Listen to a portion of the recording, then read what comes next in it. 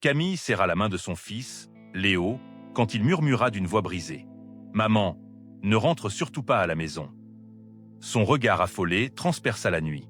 Dans leur quartier tranquille près de Lyon, rien n'aurait dû menacer leur paix.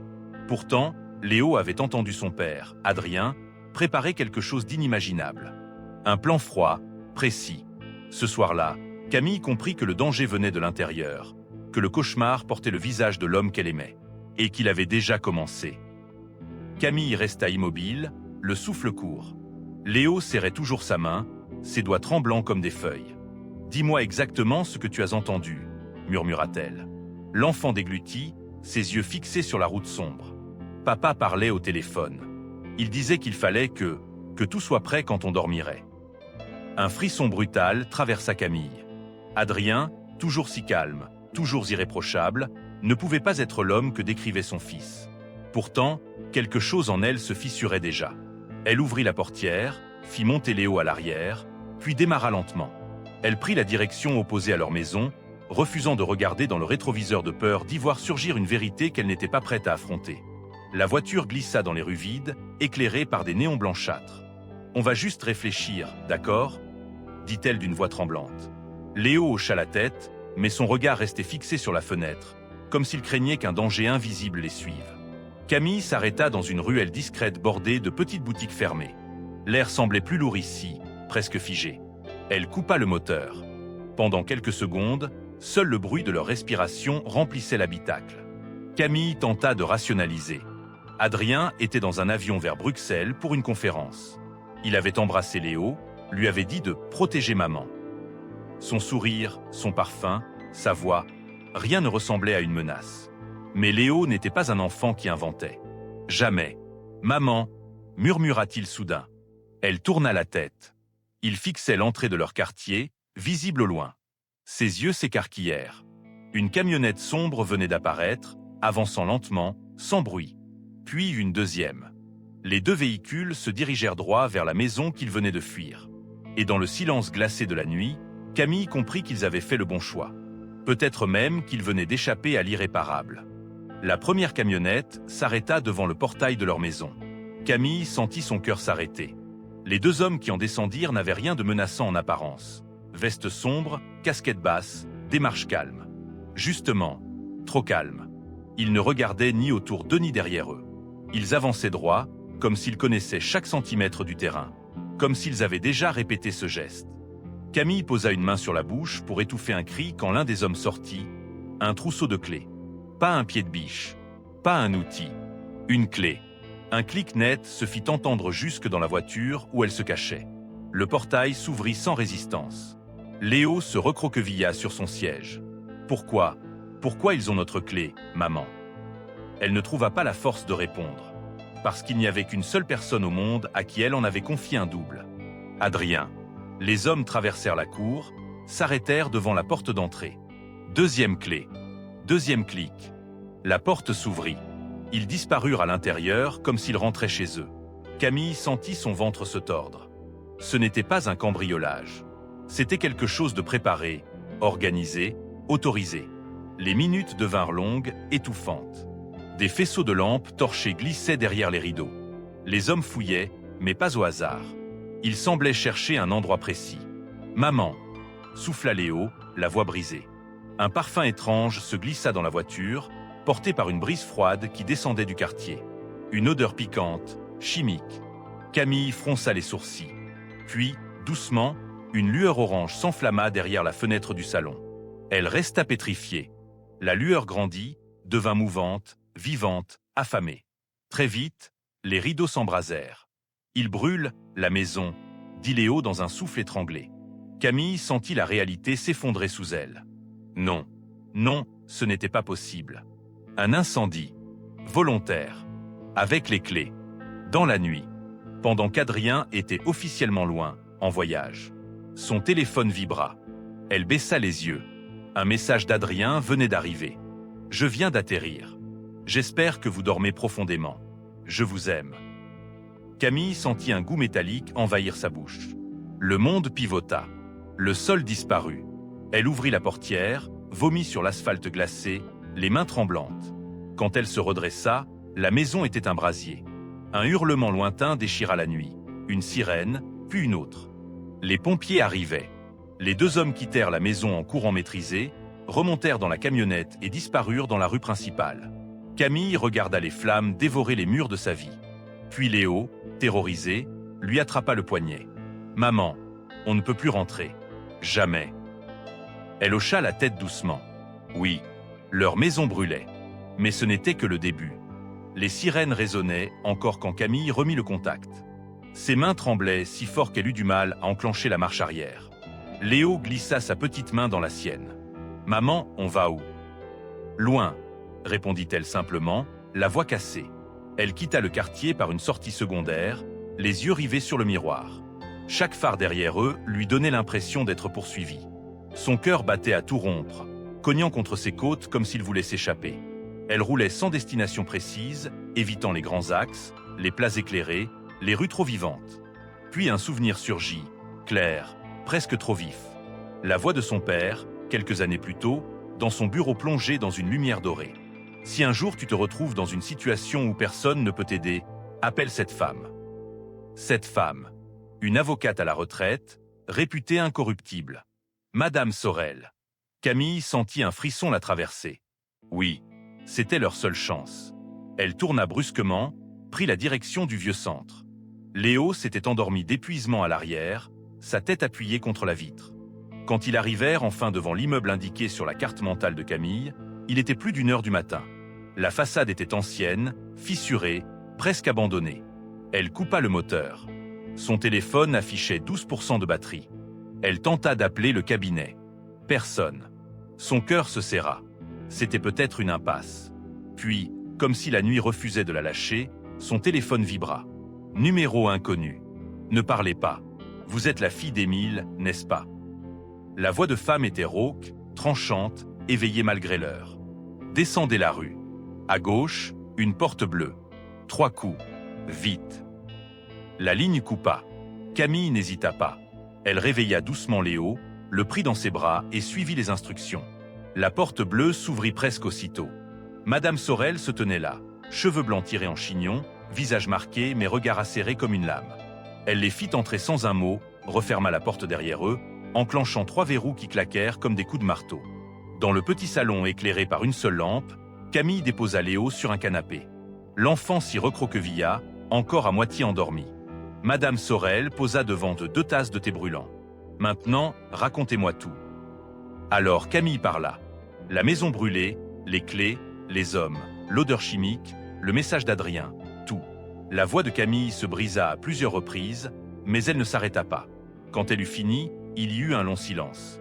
Madame Sorel ferma les yeux une seconde, comme pour maîtriser une colère ancienne. « Je le savais, » murmura-t-elle. « Votre père ne lui a jamais fait confiance. Il m'avait demandé de surveiller Adrien, discrètement. Et ce soir, il a prouvé qu'Émile avait raison. »« Comment pouvez-vous être si sûr qu'il voulait nous tuer ?» chuchota Camille. La vieille femme la fixa droit dans les yeux. « Parce que votre père avait un héritage immense. Des biens, des titres, de l'or, des propriétés. Un trust verrouillé par 2 conditions. Que vous ayez 40 ans, ou que vous soyez officiellement déclarée morte. » Camille sentit l'air quitter ses poumons. Elle posa une main sur la table pour ne pas chanceler. Adrien est en faillite. Camille. Il doit des sommes énormes à des gens dangereux. La mort de sa femme et de son fils lui offre une sortie parfaite. Assurance, héritage, disparition de ses dettes. Et un alibi impeccable, son voyage. Camille porta une main tremblante à sa bouche. Tout prenait sens. Chaque détail, chaque sourire, chaque geste. Mais il y a plus, continua Madame Sorel. Ce soir, vos agresseurs cherchaient quelque chose dans votre maison. Quelque chose de très précis. Un carnet noir. Camille secoua la tête. Elle n'avait jamais entendu parler d'un carnet. C'est alors que Léo leva doucement la tête. Il ne dormait plus. Son regard était fixe, grave. « Je l'ai vu » murmura-t-il. Camille se tourna vers lui, surprise. Léo serra sa couverture. Papa écrivait dedans. Un petit carnet noir. Il disait que c'était son assurance. Il l'a caché dans le coffre. Le silence retomba, lourd, presque sacré. Madame Sorel se leva aussitôt. Ce carnet contient tout. ses dettes, les noms de ceux qu'il a escroqués, les instructions pour vous supprimer. Elle inspira profondément. Et le coffre est inifugé. Le feu ne l'a pas détruit. Camille sentit une vague glaciale lui traverser le corps. Adrien avait voulu récupérer ce carnet pour effacer toute trace. Mais les hommes avaient été surpris par les pompiers. Ils n'avaient pas eu le temps. Madame Sorel continua. Ce carnet est toujours là-bas, dans les décombres. Et c'est la seule arme capable de le faire tomber. Camille redressa légèrement la tête. Ses yeux brillaient d'un éclat nouveau. Plus de peur. De la détermination. Alors, on va le récupérer. Madame Sorel esquissa un sourire mince, féroce. Exactement. Mais nous devons nous dépêcher. Parce qu'Adrien va revenir sur les lieux. Il doit le faire. Et lorsque deux prédateurs cherchent la même proie, la course commence. Camille serra Léo contre elle. Pour la première fois depuis le début de la nuit, elle sentit quelque chose d'autre se glisser dans sa poitrine. De la force, de la rage, et une vérité brûlante. Elle ne fuirait plus. L'aube grise se levait à peine lorsque Camille, Léo et Madame Sorel quittèrent l'appartement discret. La ville était silencieuse, encore engourdie. Ils avancèrent dans une berline sombre que la vieille avocate conduisait avec une maîtrise froide. Personne ne parlait. L'air vibrait d'une tension presque palpable. Quand ils arrivèrent au bout de la rue qui menait au reste de la maison, un cordon de police bloquait toujours l'accès. Des pompiers fouillaient encore les décombres fumants. Camille sentit sa gorge se serrer. La maison où elle avait élevé Léo n'était plus qu'un manoir. Madame Sorel posa une main légère sur son bras. « Restez derrière moi. » Peu importe ce qu'il dit, ne lui parlez pas. Elle ne comprit pas immédiatement. Puis elle vit un taxi garé de travers, portière ouverte. Et Raoul, Adrien, en sortirent d'un pas précipité. Il avait l'air d'un homme brisé. Chemise froissée, yeux rougis, visage dévasté. Il jouait la douleur à la perfection. Même les policiers semblaient hésiter à lui barrer le passage. Camille sentit son corps se tendre. Léo agrippa sa main. « Il ne nous voit pas », murmura Madame Sorel. « C'est notre seule chance. » D'un signe, elle fit avancer ses deux experts, un technicien spécialisé et un serrurier agréé, déjà prêts malgré l'aube encore jeune. Ils contournèrent les pompiers avec une assurance tranquille. « Madame, vous ne pouvez pas entrer », tenta un officier. « J'ai l'autorisation directe des héritiers légaux d'Émile Fournier », répondit-elle d'un ton coupant. Elle présenta une carte et un document tamponné. Son autorité était telle que la discussion prit fin avant d'avoir commencé. Adrien se retourna brusquement en entendant le mot héritier. Son regard balaya la scène. Il chercha quelque chose, quelqu'un. Ou plutôt, il cherchait elle. Un tressaillement passa dans ses yeux. Il avait compris. À chaque accent aigu, cria-t-il soudain. Vous n'avez pas le droit de toucher à ce coffre. Ce sont nos affaires. Le slip, le masque qui glisse. Un seul mot de trop. Madame Sorel se retourna vers lui, son regard glacé. Monsieur, le coffre appartient légalement au Trust Fournier. Vous n'avez aucun droit dessus. Les policiers tournèrent la tête vers Adrien. Son comportement sonnait étrange. Trop nerveux. Trop impliqué. Alors le serrurier atteint enfin le coffre, noirci, mais intact. Le technicien ouvrit le métal dans un souffle chaud. Un léger nuage de vapeur s'échappa. Adrien fit un pas. Un officier l'arrêta. Les yeux du mari devinrent fébriles. Il tremblait. Puis Madame Sorel retira délicatement un petit coffret déformé par la chaleur. Elle l'ouvrit. À l'intérieur, intact malgré les flammes, reposait le carnet noir. Adrien devint livide. Camille, cachée derrière une voiture de police, vit son visage se décomposer. Elle sentit un choc glacé lui traverser le cœur. Cet homme, son mari, venait de comprendre qu'il avait perdu. Madame Sorel rangea le carnet dans une pochette transparente qu'elle scella devant tout le monde. « Ceci est une preuve », déclara-t-elle haut et fort. Sa voix claqua dans l'air froid du matin. Adrien se mit à crier. « Non, vous ne savez pas de quoi vous parlez. Ce carnet, c'est un FU. Il a voulu me nuire. Je suis victime. » Victime. Le mot frappa Camille comme une gifle. Elle sentit Léo se rapprocher d'elle, tremblant. Alors un policier posa une main ferme sur l'épaule d'Adrien. « Monsieur, veuillez vous calmer. » Au même moment, un autre officier s'approcha de Madame Sorel. « Ce document, vous devriez nous suivre au commissariat. » La vieille femme esquissa un sourire à peine perceptible. Déterminée. Fière. Elle se tourna vers Camille. Tout commence maintenant. Le commissariat sentait le café froid et le papier humide. Dans une petite salle au mur beige, Camille s'assit face à un inspecteur. Léo gardait sa main serrée dans la sienne. Madame Sorel, droite comme un pilier, posa la pochette scellée contenant le carnet noir sur la table.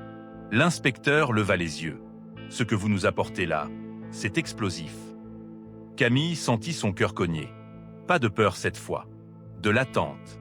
Madame Sorel prit la parole avec une précision redoutable.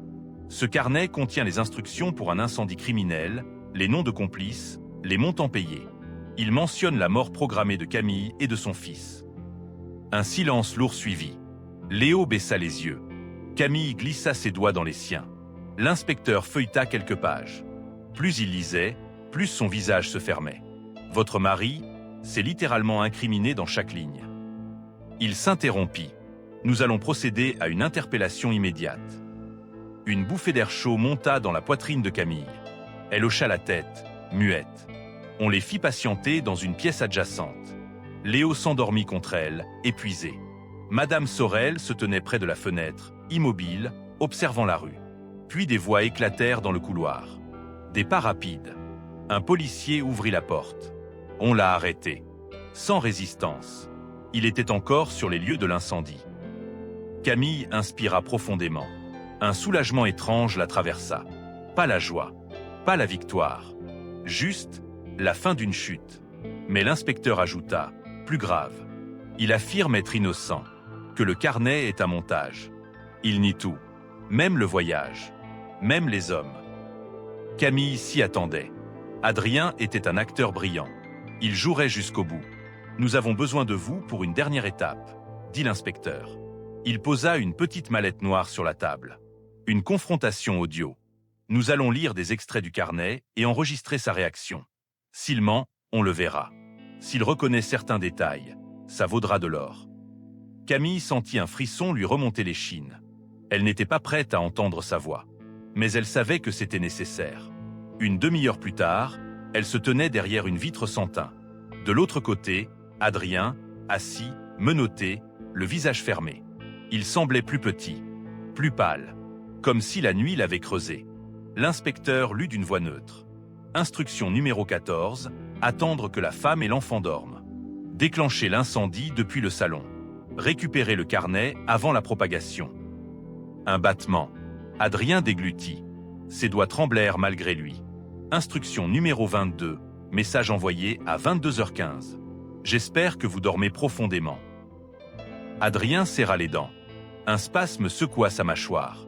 Instruction numéro 29, ne laissez aucune trace. Effacez les preuves, surtout le carnet noir. Adrien éclata. Stop. Arrêtez ça. Vous ne savez rien. Ce carnet, je devais juste. Il s'interrompit. Trop tard. L'inspecteur coupa le micro. La salle devint silencieuse. Camille s'effondra contre le mur, vidé. Il venait de s'incriminer sans s'en rendre compte. Madame Sorel s'approcha et posa une main rassurante sur son épaule. « C'est fini, Camille. Il ne pourra plus vous atteindre. » Camille hocha la tête, les yeux brillants. « Et maintenant » murmura-t-elle. « Maintenant » répondit la vieille femme, « vous allez enfin vivre. Loin de lui, loin de la peur. » À cet instant, Léo entra dans la pièce, frottant ses yeux. Il leva la tête vers sa mère. « On va où, maman ?» Elle s'accroupit, le prit dans ses bras. « Là où tu voudras, mon cœur. Là où personne ne pourra nous faire du mal. » Et pour la première fois depuis le début de cette nuit interminable, Camille sentit une chaleur douce envahir sa poitrine. La vie recommençait.